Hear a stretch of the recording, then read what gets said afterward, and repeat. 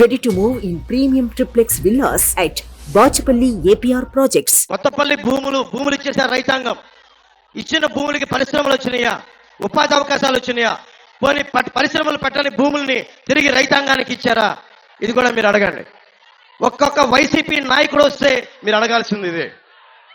ఎవరిని దోచేసిన సొమ్ము అది, ఎవరు మాట్లాడాలి దానికి? మీరు ఖచ్చితంగా ఊళ్ళోకి వస్తే నిలదీయండి.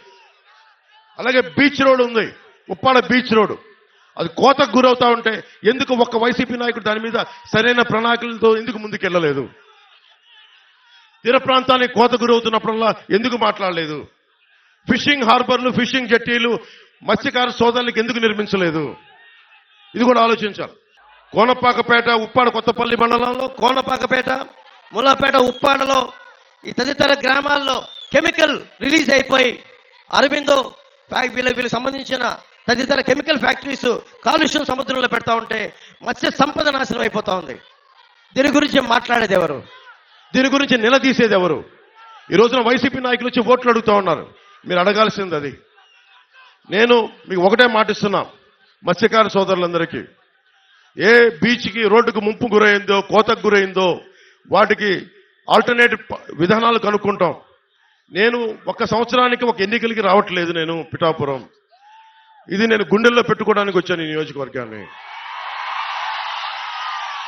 పారిపోవట్లేదు. ఎందుకంటే ఇప్పుడు దాకా నేను రాష్ట్రం చూశాను, కానీ ఒక ఊరుని చూడలేదు నేను ఇప్పుడు దాకా.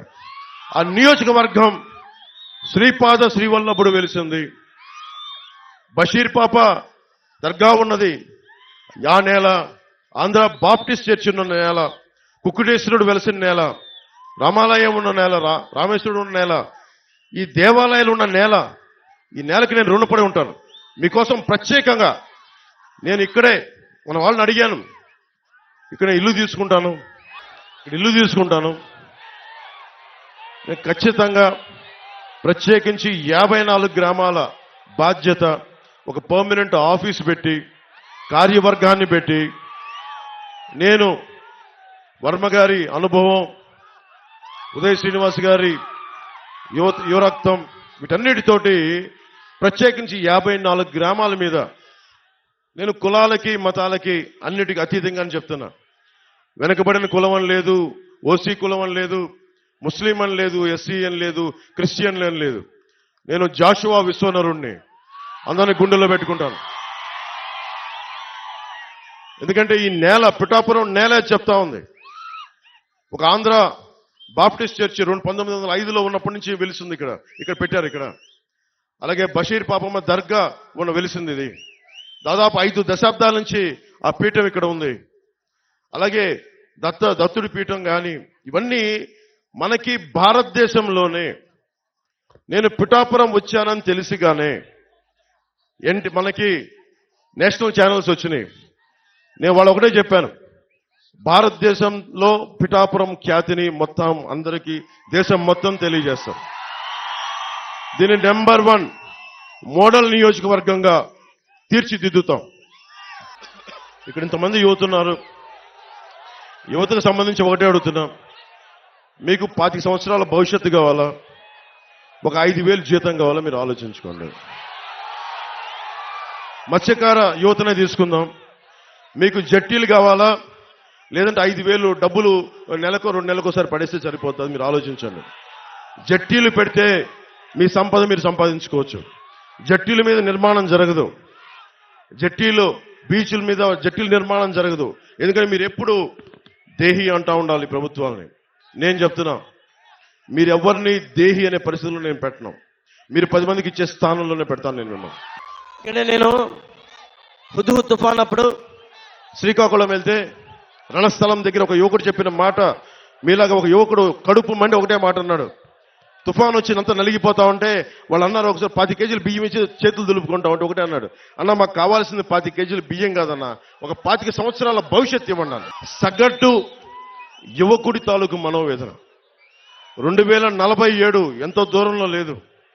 మీరు ఈసారి వేసే ఓటు జగన్ మాయ మాటలకి మోసపోయి వేయకండి. నన్ను దశాబ్దం చూశారు. ఓడిపోతే ఇంట్లో కూర్చుంటారు. నాలాంటి వాడు ఓడిపోతే పార్టీ మార్చేస్తాడు. దశాబ్దం ఎవరు లేరు నాకు, మీరు తప్ప, మీరిచ్చే బలం తప్ప, మీరిచ్చే మనోబలం తప్ప ఎవరు లేరు నా దగ్గర.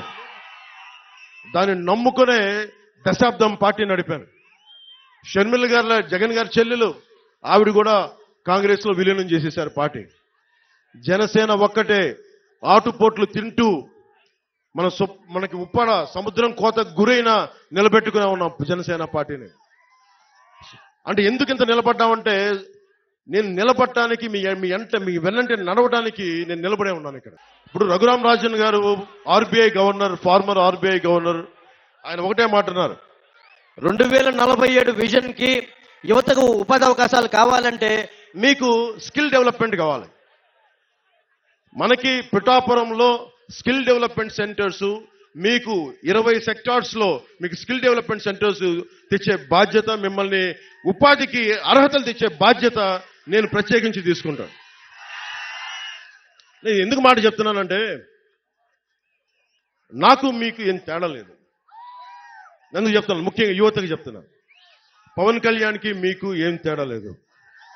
ఎందుకు ఈ మాట అంటున్నానంటే, నేను ఒక ప్రభుత్వ ఉద్యోగి కొడుకుని, జగన్ గారిలాగా ఒక ముఖ్యమంత్రి కొడుకుని కాదు, వాళ్ళ తాతగారిలాగా గనుల యజమాని కాదు, మామూలు సగటు ఉద్యోగి కుటుంబం నుంచి వచ్చిన వాడిని. నేను నిలబడ్డాను. ఇన్ని దెబ్బలు తిన్నా నా కష్టాలు తెలుసు.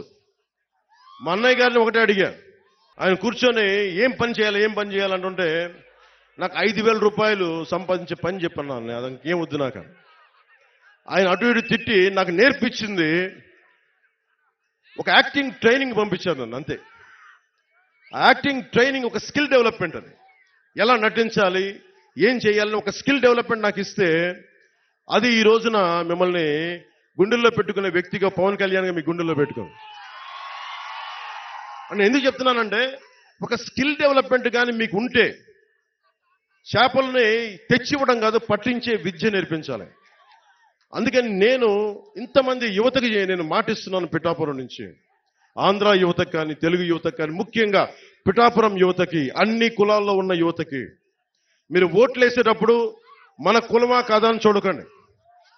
వర్మ గారు చెప్తా ఉన్నారు, వాళ్ళ నాయకులకు ఒకటే చెప్పారంట, పవన్ కళ్యాణ్లో అన్ని కులాల మనిషి, ఒక కులం మనిషి కాదండి. సుమన్ టీవీలో మీ పర్సనల్ అండ్ బిజినెస్ ప్రమోషన్స్ కోసం కింది నెంబర్కి కాంటాక్ట్ చేయండి.